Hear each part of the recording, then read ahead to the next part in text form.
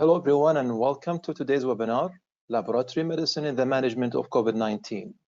My name is Munir Ragas. I lead scientific activities in the EMEA region at Beckman Coulter, and today I'm excited to be hosting this session. I'm pleased to introduce our speaker today, Dr. Jean-Sébastien Blanchet. Dr. Blanchet holds a PhD in immunology from the University of Toulouse in France for the development of immunotherapeutic approaches for melanoma. He worked 5 years as a clinical immunologist at GlaxoSmithKline in the UK, focusing on clinical development of DNA therapeutic vaccine for HIV, HPV, and HCV infections. In 2007, Dr. Blanchet joined the diagnostic industry and Beckman Coulter. In his current position as a Director of Medical and Scientific Affairs, Dr. Blanchet is responsible for the coordination of investigator-led studies for the generation of evidence-driven clinical adoption of the innovative IVD products from Danaher operating companies. Dr. Blanchet is currently Beckman Coulter representative at the International Federation of Clinical Chemistry, IFCC. He has great research publications and has presented at many international conferences. Today, he is going to share the current challenges with COVID-19 testing and clinical implementation of key lab tests to fight the global pandemic. So without any further ado, I would like to kick off things by welcoming our speaker. Over to you, Jean-Sébastien. Thank you very much, Munir, for this kind introduction. Good morning and good afternoon to everyone. Thank you very much for your interest into this webinar. So we will be discussing during this presentation the importance and the role of laboratory medicine in the management of COVID-19. I would like to start with a disclaimer indicating that this presentation is for education purpose only, and it does not represent Beckman Coulter diagnostic recommendation with respect to the laboratory tests that should be used for the diagnosis or management of COVID-19 patients. And Beckman Coulter is not promoting any of its products for any purpose other than those specifically approved in the product labeling and instruction for use. So let's have a look at the overall agenda of this presentation. After a short presentation and introduction on the global pandemic and the pathophysiology of the SARS-CoV-2 infection, we will discuss the importance and the role of laboratory tests for the management of this pandemic. We will discuss and we will see the important role of molecular testing for the diagnosis, but also the serology, the importance of the serology test for the detection of the immune response to the virus and the surveillance of the epidemiology and the spread of this infection. And we will also discuss some biochemical and hematological biomarkers that could be used and that have been shown to be relevant in the management of severe disease cases and hospitalized patients. And we will see that some of these tests, lab tests, add some prognostic value for the management of these patients. So where do we stand with this COVID-19 global pandemic? Since January 2020, the world has entered the time of the COVID-19 pandemic, and this infectious disease has spread rapidly across the globe, affecting more than 35 million people, leading to the cause of death for 1 million of these affected people. So this pandemic is having an unprecedented impact on the society, as a lot of countries have locked down the society trying to prevent the spread of this infection. And this had, of course, a significant impact on the global economy, and the long-term consequences of this pandemic is not fully appreciated yet. So the causative agent of the COVID-19 pandemic is the coronavirus. There is different subgroups of coronaviruses, and 2 of these subgroups have a tropism in mammals. It's the case of the alpha coronavirus and the beta coronavirus. Some of these coronavirus are responsible for mild infection leading to common cold, and others are responsible for more severe disease and are responsible for severe acute respiratory syndrome, or SARS. And it's the case of the SARS-CoV, which it's a coronavirus which emerged in China in 2002. Also the MERS-CoV, the Middle East respiratory syndrome coronavirus, which emerged in Saudi Arabia in 2012, and the COVID-19 disease is due to the infection of the SARS-CoV-2, which emerged in China in December last year. So the SARS-CoV-2 is a second-strand RNA enveloped virus with a genome of 10 open reading frame. The replicase gene encodes for the non-structural protein, such as the RNA-dependent RNA polymerase. And the variant structure is composed of several structural proteins. And you can see here the enveloped protein, the membrane protein, the nucleocapsid protein, which is the most abundant protein in the variant, which is linked with the RNA of the virus. And an important structural protein also is the spike protein that is expressed here at the outside of the variant.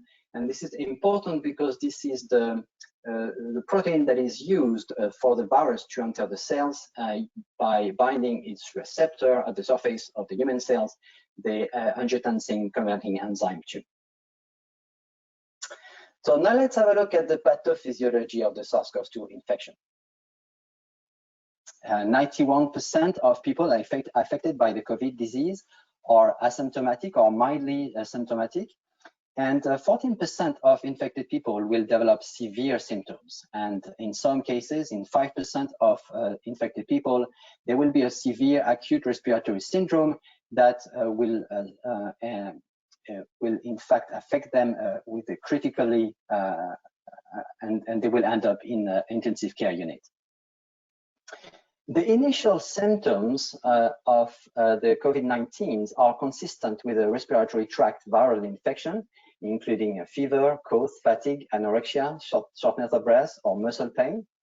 And there are some specific risk factors associated with a severe form of COVID-19. And in fact, there is an increased fatality rate with a high age, and above 80 years old, there is an increased fatality rate of COVID-19 disease. There is also a higher fatality rate in a patient with comorbidities, and especially with cardiovascular comorbidities. So let's have a look at the pathophysiology of the SARS-CoV-2 infection, which is a complex process that will lead to either a physiological response with the development of an immune response that will clear the infection, or a pathophysiological response that will lead to a severe and acute respiratory distress syndrome that will end to multi-organ dysfunction and death. So following the early infection of the host, the host will develop an immune response that will in fact trigger immune cells, and especially adaptive cells, such as dendritic cells, macrophages, NK cells, that will secrete cytokines and type 1 interferon gamma, including interferon gamma, that will clear the infection. There will be also an adaptive immune response that will be involving cytotoxic T cells, T helper cells, and B cells that will in fact lead to the production of antibodies that will in fact inactivate the virus and resolve the infection. So in some case, there will be a persistence of the viral antigen that has been shown to be related to a delayed production in interferon gamma.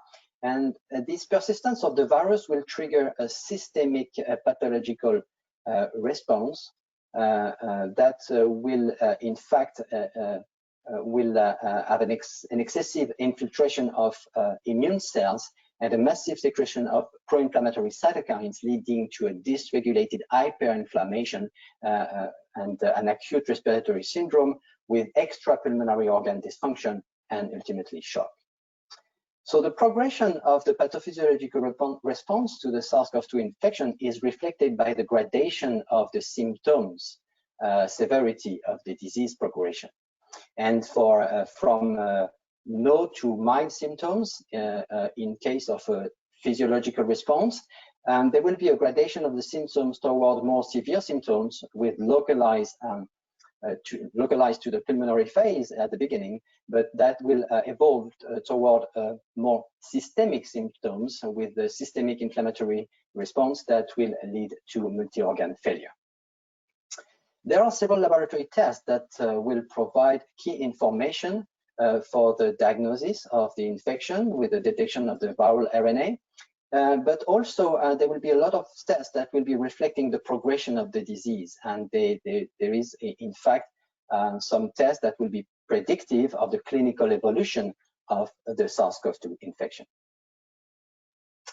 If we look into a little bit more detail in the pathophysiology of the SARS-CoV-2 infection, as I said, it's linked to a dysregulated immune response that is involving the epithelial cells of the lung, but also alveolar macrophages that are secreting chemokines and type 1 interferon.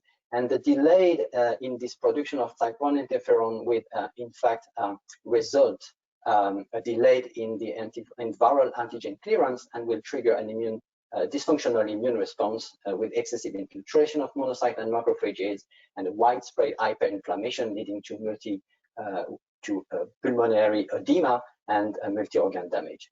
At the opposite, an efficient immune response will trigger an adaptive immune response with the involvement of CD4 cells and CD8 cytotoxic T cells, and will also trigger the production of and the secretion of SARS-CoV-2 specific antibodies, and especially the neutralizing antibodies by B cells that will be recognizing the spike protein and will prevent the entry of the virus into the cells and will ultimately inactivate the virus efficiently and contribute to the clearance of this infection.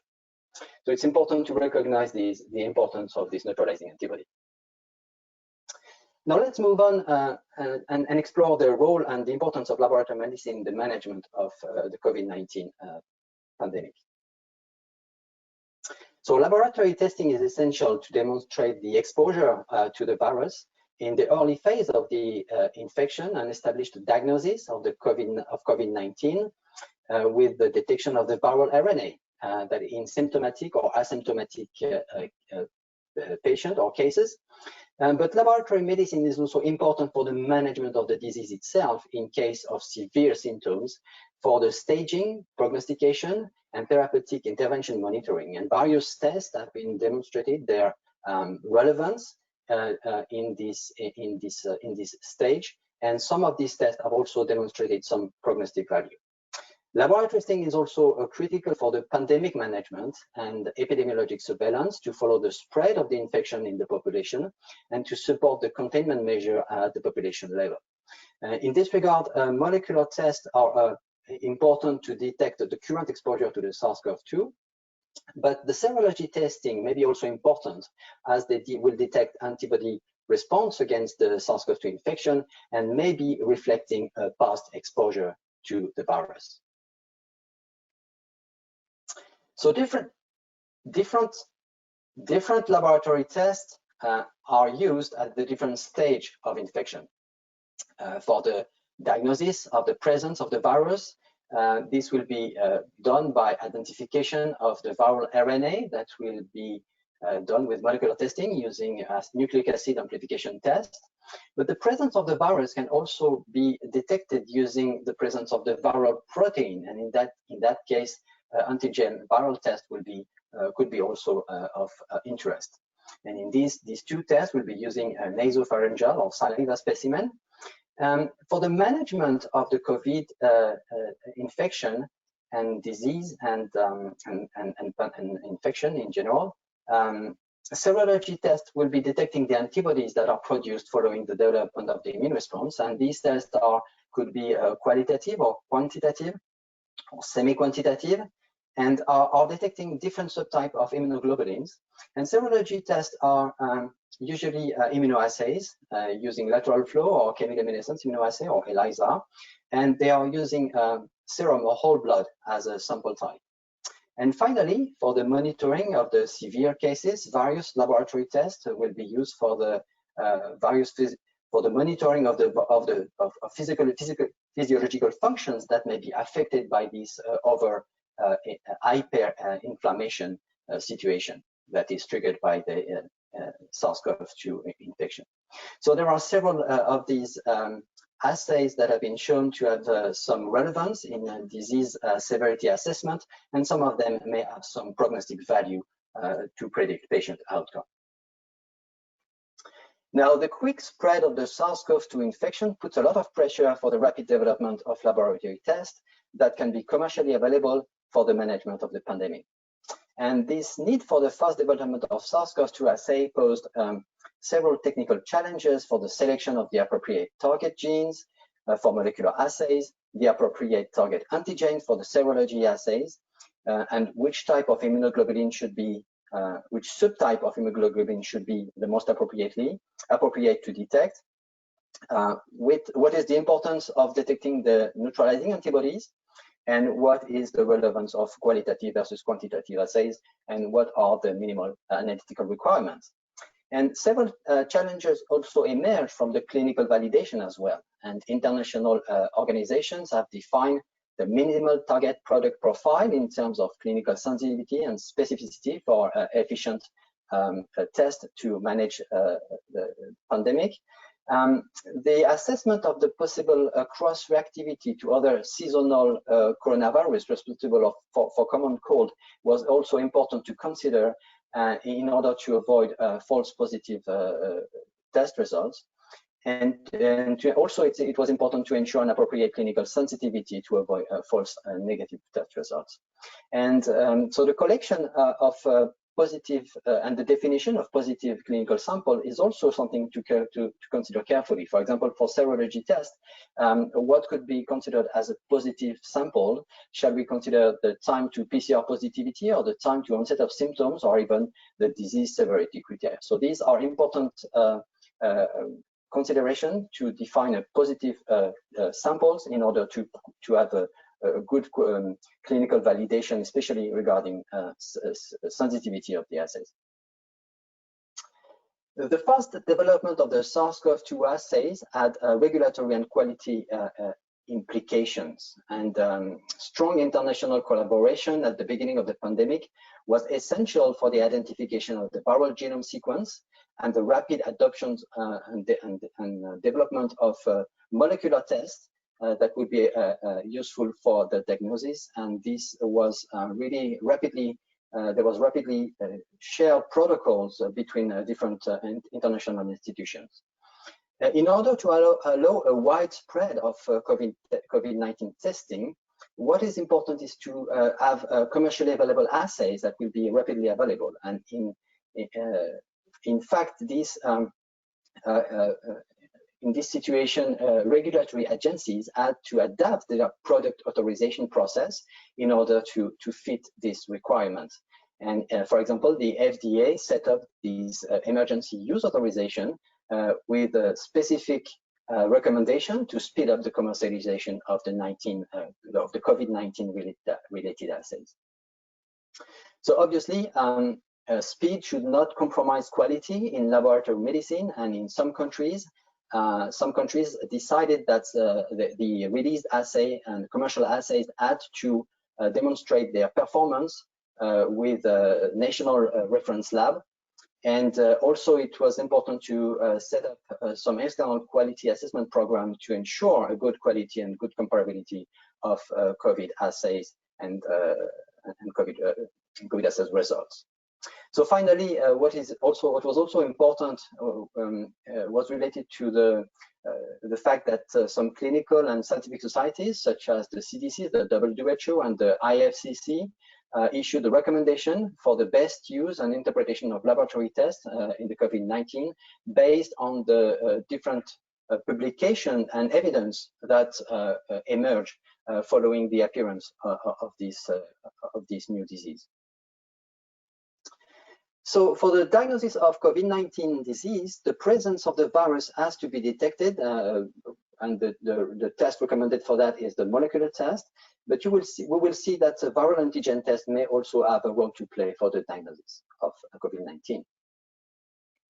So the WHO established a specific definition for suspected or probable cases of COVID-19 based on the presence of symptoms or possible exposure to the virus. But to define a confirmed COVID-19 cases, a laboratory testing is absolutely required to demonstrate the presence of the virus, irrespective of the clinical sign or symptoms. And the lab test recommended for confirmation of COVID-19 cases is the detection of the is related to the detection of the viral RNA by nucleic acid amplification tests such as RT-PCR. The genes targeted so far to be included are the N, the S, and the E, and also the RNA-dependent RNA polymerase genes. And the recommendation is to include 2 of these genes in the assay design for a sensitive assay. And in fact, the WHO also issued some recommendation on the minimal acceptable and preferable assay performance. And you can see just in this table the importance of having a high specificity above 99% to ensure exclusion of false positive cases, and also a good sensitivity above 95% would be the minimal acceptable requirement, although the desirable requirement will be around above 98%. So it's also important to consider that the acceptable type of assay would be qualitative, but desirable assays for a molecular assay would be qualitative and quantitative, and we will see later in this presentation the importance of possible quantitative assays for molecular tests. The clinical indication for molecular testing are summarized here from this IFCC recommendation. So first of all, molecular tests are used to diagnose the viral infection in the acute phase of symptomatic illness, but before 14 days post-onset of symptoms. Secondly, molecular tests can be used to assist the clinical assessment of asymptomatic patients and patient with a non exposure to the SARS-CoV-2. And finally, molecular tests could be used to assist in screening of asymptomatic or mildly symptomatic individuals in various contexts. So you can see from this proposal that 2 are very different purposes for the molecular testing. The first one is really directed to really related to the individual diagnosis of COVID-19 in the acute phase of the disease. But the later 2 points are more related to the pandemic management, and the use of molecular testing in the pandemic management leads to the testing of a high number of individuals that could create significant challenge in terms of testing capacity for molecular testing. And in fact, this situation may require some prioritization for the patient to test, and for instance, to restrict molecular testing to symptomatic patients. And this is what happened in some countries where the limitation in test capacity in molecular tests have in fact focused the use of molecular tests for a symptomatic patient. So there are important pre-analytical aspects to consider to avoid testing errors and false negative results that could affect the sensitivity of molecular testing. And pre-analytical errors may be caused by different aspects: misidentification or inadequate procedure for the specimen collection, handling, transport, and storage. Sample contamination could also occur, and antiviral therapy also could interfere with the assay itself.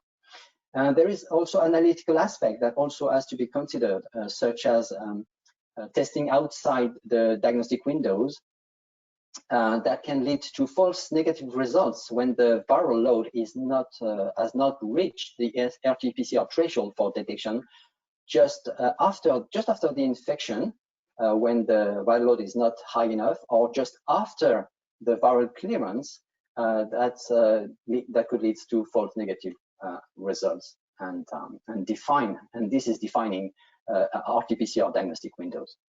And so there is also other analytical aspects that are important to consider that may explain in some cases, the reduced sensitivity of molecular testing.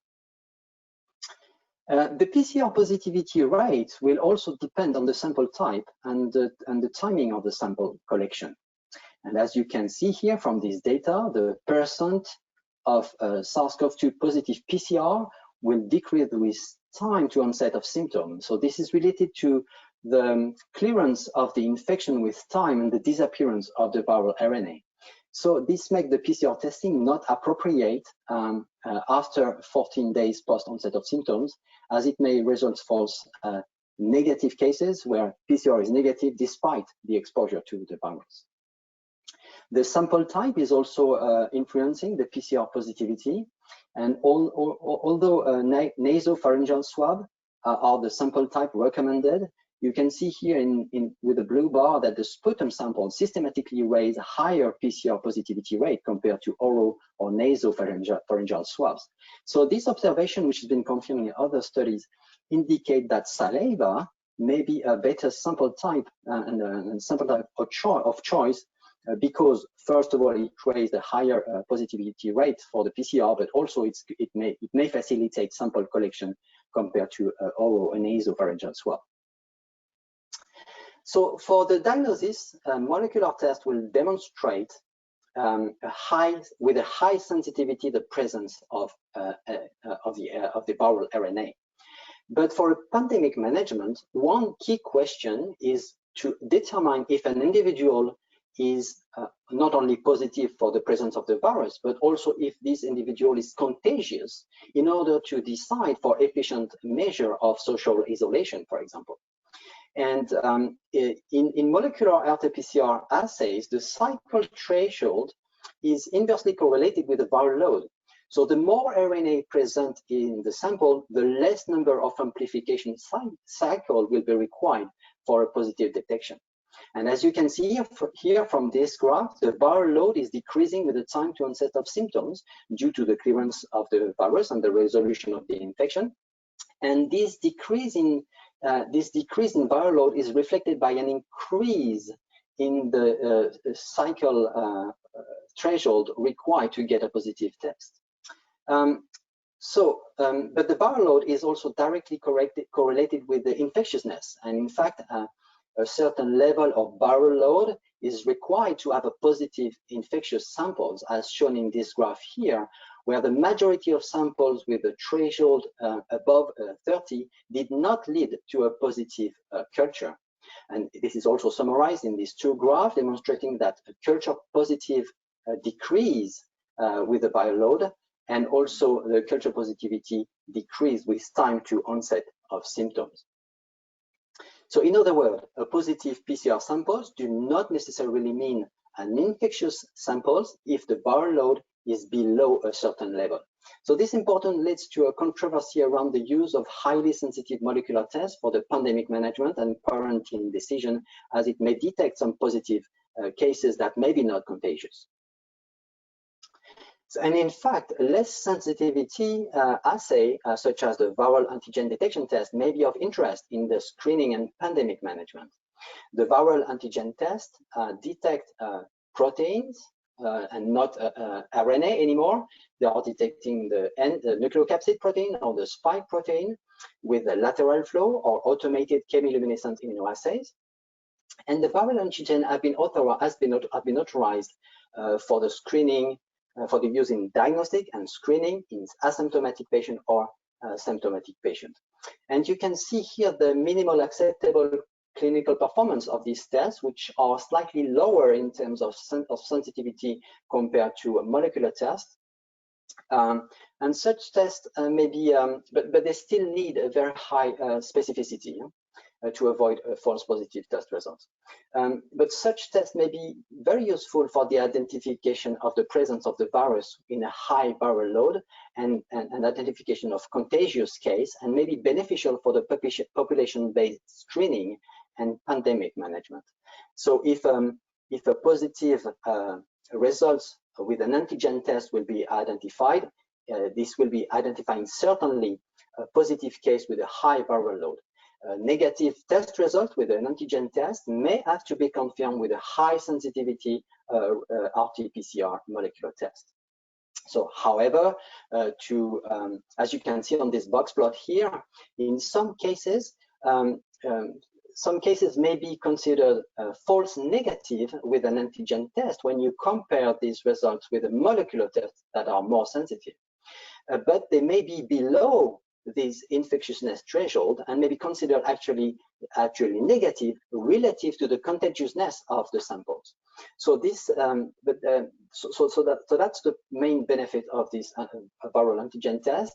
But the main difficulty is related to the definition of this infectiousness threshold, and that's why some recommendations of these viral antigen tests are just coming just now, because some evidence are required to define this infectiousness threshold and to define the appropriate use of these antigen, the viral antigen test. So, and in fact, it may be very important to use the appropriate test sensitivity for the right purpose. And in fact, for diagnosis, a molecular test with a high analytical sensitivity will be essential to confirm the presence of the virus and to pose a diagnosis.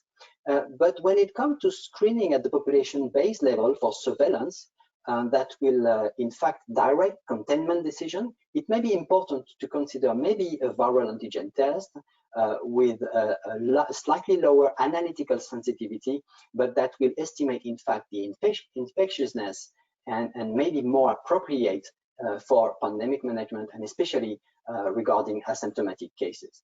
So despite smaller testing windows, the antigen of the antigen test compared to the molecular test, the benefit of viral antigen test may be specifically relevant for diagnosis, for population screening, and its benefit is also related to the low cost and the low time to results of these antigen tests that maybe also provide a good opportunity for multiple testing, and that could also be beneficial for a close surveillance of the pandemic. So, okay, so now let's move on to the serology test. And so these serology tests are used for the detection of the immune response to the SARS-CoV-2 infection, and they are important for the surveillance of the pandemic evolution and to estimate the exposure of the population to the virus. So following the infection to the SARS-CoV-2, an immune response will be triggered. The viral antigen will be presented to the lymphocytes, to the T lymphocytes by antigen presenting cells, and that will trigger the B cells differentiation that will become plasma cells, and that will, these cells will secrete viral specific antibodies, including neutralizing antibodies that will be contributing to the virus inactivation and clearance and infection resolution. So there is different type of immunoglobulin that will be produced specific to the virus, IgA, IgM, or IgG. They will be all produced within 5 to 10 days post onset of symptoms, but the level of IgA and IgM will decrease after several weeks, while the level of IgG may remain higher and for a longer period of time. They finally also decrease, but after several months for sure. So serology assays that detect various type of antibodies are important to demonstrate, in fact, the development of this immune response and immune response to the virus, and also witness, in fact, the previous exposure to the virus. I would like here to highlight the importance of neutralizing antibody. And in fact, high affinity neutralizing antibody are essential for viral neutralization and clearance. But because they can bind the spike protein, especially the receptor binding domain of the spike protein, and prevent the entry of the virus into the host cell via its ACE2 receptor. However, an immune response can be suboptimal and elicit non-neutralizing antibody. And in that case, it will enhance there will be an antibody enhancement of the infection, because it will facilitate the entrance of the virus into the macrophages and monocytes.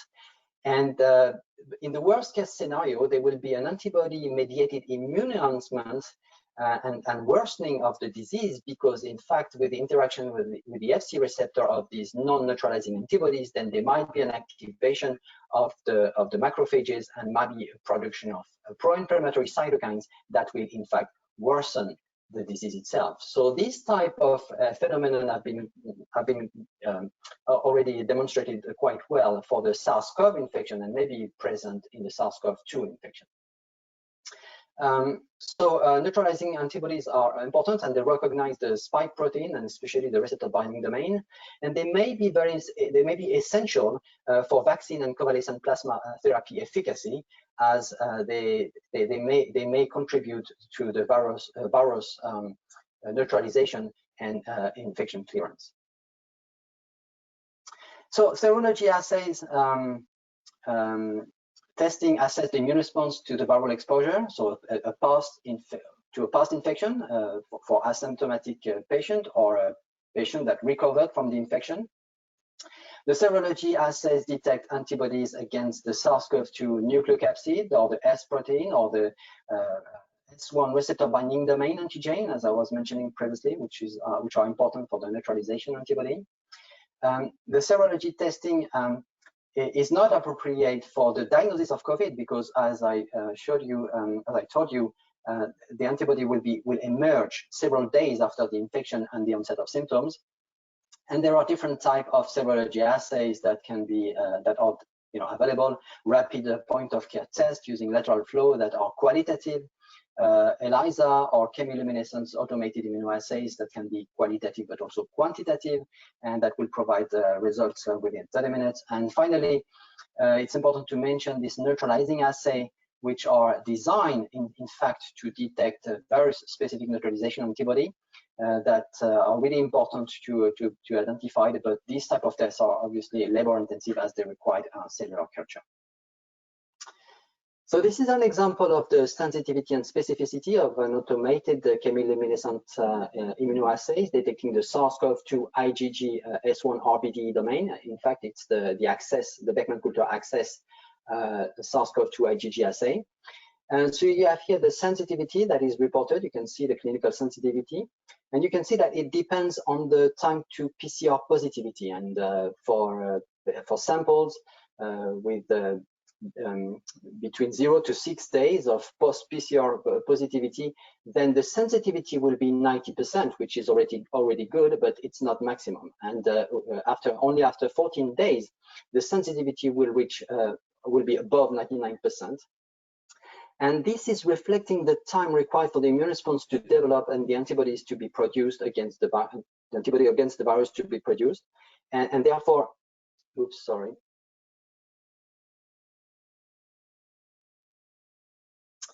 And therefore, the serology testing is not recommended very early on after the infection, and is recommended to be to wait a couple of days after the onset of symptoms. The specificity of this test is also very good, 100%. Specificity is really important to avoid cross-reactivity with antibodies against the seasonal coronavirus that are responsible for common cold and to prevent false positive results. And we know that these antibodies against the coronavirus responsible for the common cold are present in 90% of the population. So this is a very good specificity for this test. The serology assays will help to understand the dynamic of the immune response to the SARS-CoV-2 in terms of isotype of immunoglobulin that is produced and the viral antigen that are recognized. And in this figure here on the left, from a study published in the Lancet Infectious Disease, you could see that these authors explore the individual serology response to the SARS-CoV-2 infection, each line representing an individual patient, respective to the isotype of immunoglobulin produced, so either IgG or IgM, and also which type of antigen, viral antigen is recognized. Here the anti-nucleocapsid antibodies, or here the anti-S1 RBD antibodies in severe cases or mild cases. So in the majority of the patients, there will be an IgG and an IgM response that will occur, and that will happen around 10 days after symptom onset. The IgG and the IgM will appear roughly at the same time, and it's the same situation for the specificity of these antibodies. And the anti-NP and anti-S1 RBD antibodies will be appearing at the same time. And this study showed that there was no correlation between the antibody level and the correlation with disease severity, which has been also a source of controversy in other publications. So this meta-analysis is summarizing many studies that have been published on the kinetics of antibody immune response to the SARS-CoV-2. So you can clearly see also in this graph of this meta-analysis that the IgG and IgM appear roughly at the same time and post-onset and 10 days post-onset of the symptoms. But here you can see the decrease of the IgM after 30 days, while the IgG will remain stable at a high level and will persist longer in those patients. You can also see the fast rise of neutralizing antibodies in those patients that developed an immune response to an immunoglobulin response to the virus. You could see that the rise of antibody and the production of antibodies specific to the SARS-CoV-2 is also correlated with the disparition with the decrease of the viral RNA, and is correlated with the clearance of the virus. The antibodies against the NP appear slightly before the spike antigen, but it's not really statistically significant. And there is a faster rise of IgM in severe cases as compared to mild cases, but no difference for the IgG. What is very important is, and a very important aspect is the immune response to SARS-CoV-2 and the presence of neutralizing antibody. In fact, in recent studies have demonstrated that serology's assays are detecting the S1 RBD IgG antibody. So some studies have demonstrated that serology assays detecting the anti-S1 RBD IgG correlate very well with the presence of neutralizing antibody. As shown in this plot here, you can see that the titer of neutralizing antibody correlates quite well with the titer of the anti-RBD S1 IgG. And this was also confirmed in another study showing here that high titer of IgG S1 RBD antibodies correlate well with a high titer of neutralization antibodies and neutralization activity.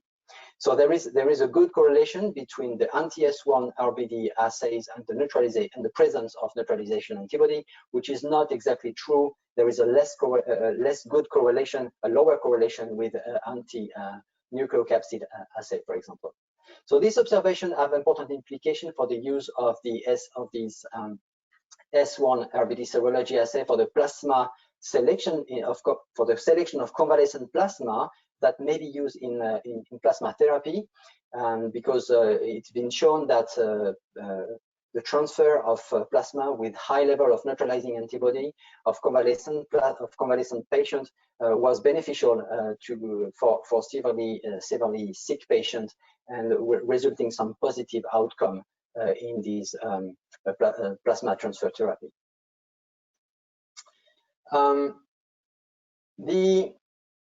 The IFCC issued some recommendation on the serology testing that can be used for characterization of the previous exposure to the SARS-CoV-2 after 14 days of symptom onset. Another very important aspect for serology testing may be to assist the diagnosis workup of multi-system inflammatory syndrome in children. And this is a new condition with a severe condition with multi-organ involvement in children that is related to an active or a past infection to SARS-CoV-2. And it was shown that a third of the patients with SARS-CoV-2 were PCR negative, and but the detectable antibodies were present in these children, and these serology assays could help, in fact, to characterize the diagnosis of this new disease related to the SARS-CoV-2 infection in children. So this is just a summary of the serology testing that could be used for antibody detection, the use of with the possible use of convalescent plasma therapy. Obviously the surveillance of the prevalence of the COVID pandemic. It's important to mention the importance of the serology assays for the vaccine development, as the demonstration of the because in vaccine trials there is also a demonstration of a generation of anti-S1 RBD antibodies and neutralizing antibodies. So serology assay may be important for vaccine development as well. So now let's move on to the routine laboratory tests that have shown some relevance for the management of severe COVID-19 patients and hospitalized patients. So as shown in other viral infection, the SARS-CoV-2 infection will be reflected in hematology parameters and also in coagulation biomarkers. And numerous studies have reported an increase of the white blood cell count following the COVID-19 infection, and also an increase of neutrophils in severe cases, together with a marked lymphocytopenia, which is resulting for this infection as well. So this observation makes, in fact, the ratio of the neutrophil to lymphocyte a very attractive parameter. In fact, this ratio was initially defined as a potential marker for systemic inflammation, and it was also reported to be in several studies to be increased in severe COVID-19 cases. So the neutrophil to lymphocyte ratio could be a potential marker for predicting disease progression. So another interesting observation is the increase of the monocyte distribution width in COVID-19 patients. So the monocyte distribution width is, or MDW, is a parameter that is measuring the variability of the size of the monocyte. And this parameter is available on the Beckman Coulter DXH 900 hematology instrument. And a recent study showed that the MDW is elevated in COVID-19 positive hospitalized patients, the marker showed a very good sensitivity for the SARS-CoV-2 infection, with an area under the ROC curve of 91% and a sensitivity of 98% and a negative predictive value of 99%. So this parameter, which is easily available with a white blood cell count, may be interesting as it was shown to be significantly more elevated in ICU patients compared to patients with less severe cases that do not need ICU care. So it may be it's possible that this biomarker may be used in the future as a biomarker of severity in COVID-19. As we discussed in the introduction, severe COVID-19 disease is associated with coagulopathy and is reflected by an elevation of D-dimer. And initial studies from China have demonstrated a clear difference in D-dimer after day 10 in patients who did not survive compared to patients who did survive from the SARS-CoV-2 infection. So many studies have then confirmed these initial findings, and the association of D-dimer increased concentration and disease severity and mortality have been reported several times. So other coagulation parameters such as the proton beam time, the platelet count may also be associated with poor prognosis in COVID-19 patients, showing the importance of closely monitoring of these coagulation biomarkers. Inflammatory markers such as the CRP, ferritin, IL-6, and CRP are also important biomarkers in the COVID-19 management. And CRP and IL-6 have been also shown very briefly after the outbreak of the SARS-CoV-2 to be more elevated in patients who died from the SARS-CoV infection here compared to the patient who survived the SARS-CoV infection. And it's also true for the ferritin marker, with an elevated ferritin was observed in patients who did not survive the SARS-CoV-2 infection compared to patients who survived the infection. This is also true for the IL-6, which was more elevated in patients that did not survive the SARS-CoV-2 infection in more severe situations, more severe cases compared to patients that managed to survive this infection. So these data clearly demonstrate the association of inflammatory biomarkers with the disease severity, and monitoring the CRP, IL-6, ferritin may be important to assess the severity of the disease, and also to may be relevant for the prognosis of this COVID infection. So there are several studies that also showed that procalcitonin was reported more elevated in COVID-19 infection, as shown in this meta-analysis here. And the elevation of PCT is more related to probably could probably reflect a bacterial co-infection, but is really worthwhile to monitor in COVID-19 patients that may be more susceptible to such a bacterial co-infection. So this is just a summary of the recommendation of the biochemical inflammatory markers from the IFCC. So increase of CRP, but also erythrocyte sedimentation rates, that could be a proxy for inflammation. So these markers are really, reflecting an exaggerated immune response and inflammatory situation, and they are correlated with poor outcome and poor prognosis, and the PCT here could be beneficial for identification of bacterial co-infection. It's important to mention the biomarkers, and especially the troponin. As I mentioned previously in the introduction, cardiac comorbidities are essential, important risk factor for severe COVID infection. And in fact, when hospitalized patients are stratified according to the troponin level, as you can see here on this survival curve on the left-hand side, you can see that there is a significant relationship between the troponin level and the survival. And patients with high troponin level will have a lower survival probability. So the same data here are described. Are shown here, but looking at the cumulative outcome incidence, and you can see here that patients with higher troponin level above 0.09 nanogram per ml will have a greater probability of mortality at 20 days post-hospitalization, after hospitalization. So really, cardiac injury really reflected by a higher troponin level is really predicting of a poor outcome and mortality in COVID-19 hospitalized patients. So there is a proposed mechanism for the cardiac injury related to COVID-19. There is in fact a direct inflammation of the cardiac muscle that is due to the infection of the alveolar and cardiac cells by the SARS-CoV-2 infection via the ACE2 receptor. But there is also some indirect effects that are related to the systemic inflammation leading to coagulopathy and vasculitis that inducing a cardiomyopathic stress. There is a type 2 myocardial infarction that is created by a supply demand mismatch, where there is a drop in blood pressure, low organ perfusion, and low oxygen supply that is occurring at the same time of an increased metabolic demand, and this is creating the condition for a type 2 myocardial infarction. And finally, acute coronary syndrome of type 1 myocardial infarction cannot be excluded, obviously, in this patient, and could be reflected by higher troponin level. So the recommendation for the IFCC regarding the cardiac markers, they are especially the troponin, indicate that elevation of troponin reflect myocardial damage.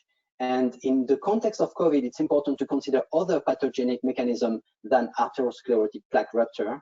And so this is important to consider within the context of COVID, that maybe other mechanisms may be responsible for this elevation of troponin.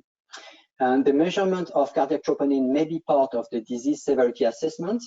And clearly, patients with an elevated cardiac troponin are likely to require an increased level of care, and really a higher, they do have a higher risk of prognosis.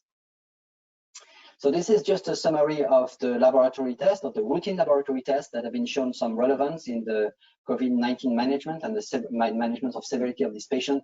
Some of these tests are important to monitor the disease progression. Some others are important also to predict a worse clinical outcome and a poor diagnosis, a poor prognosis in those patients.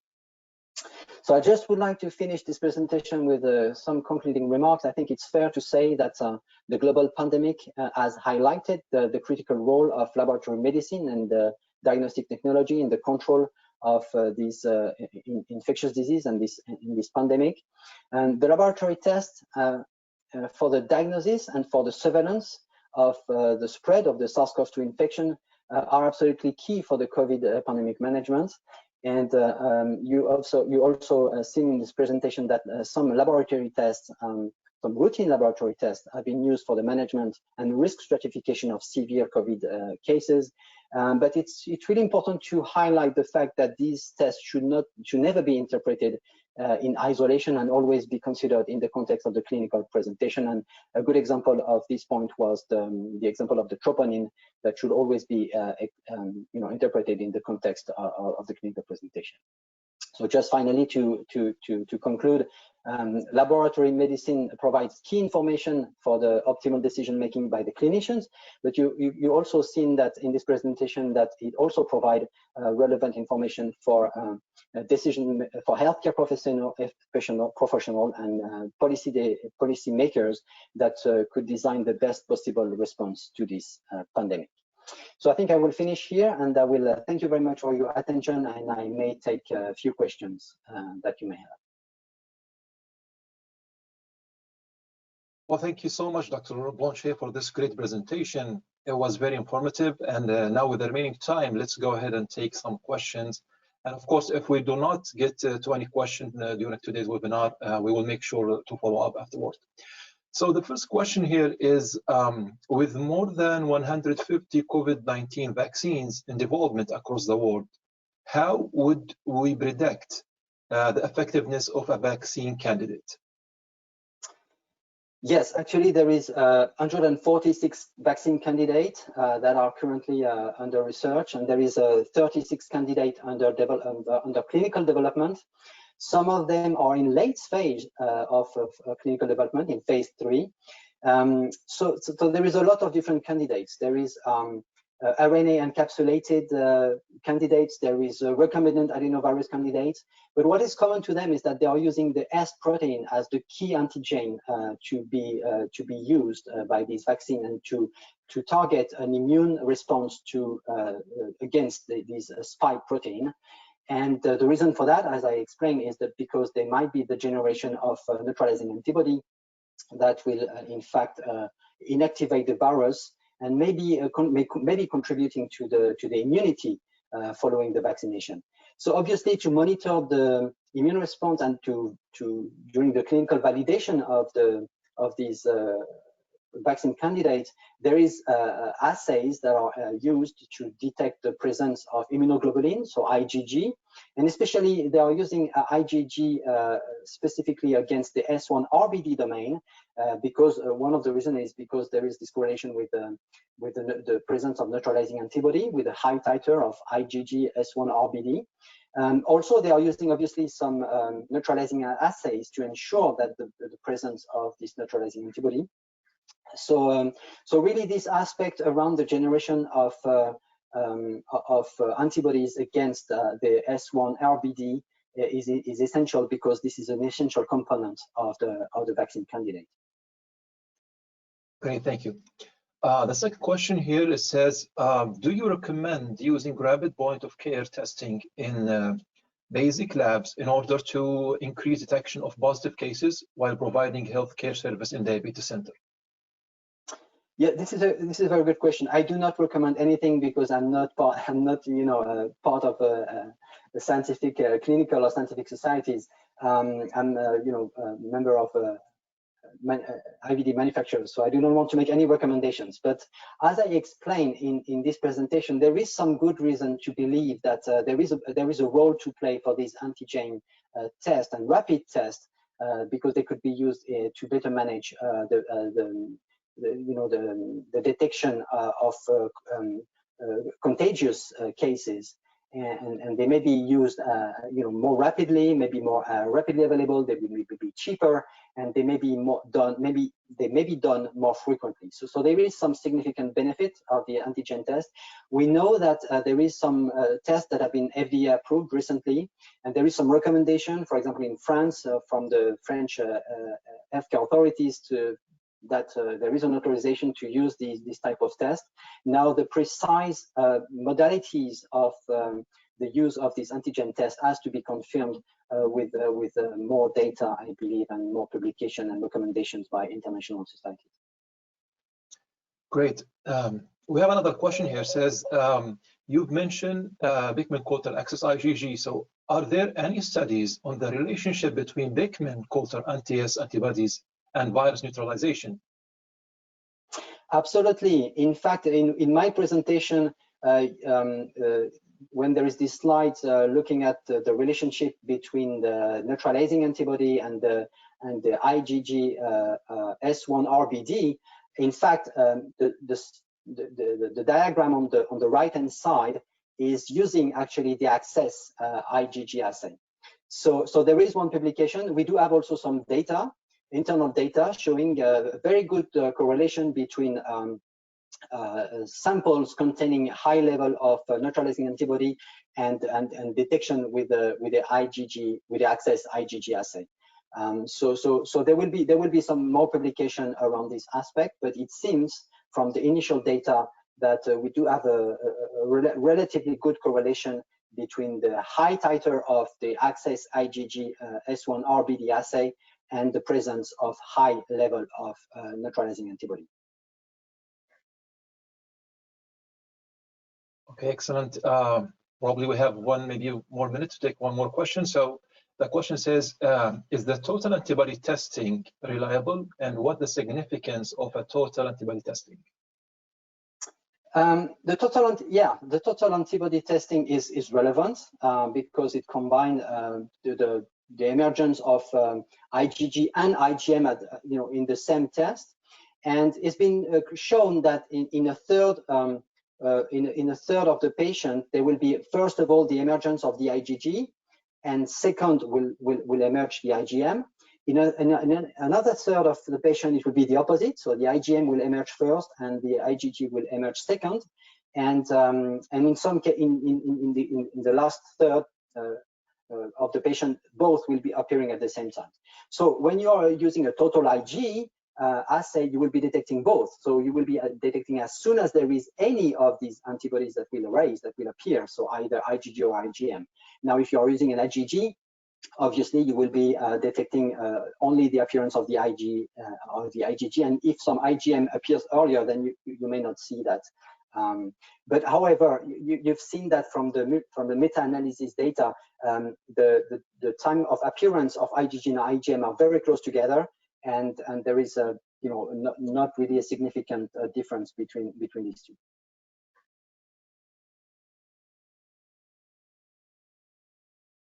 Fantastic. Okay, I think we are running out of time, and we'll make sure to follow up with any missing questions. So thank you so much, Dr. Blanchet, again, for answering the questions.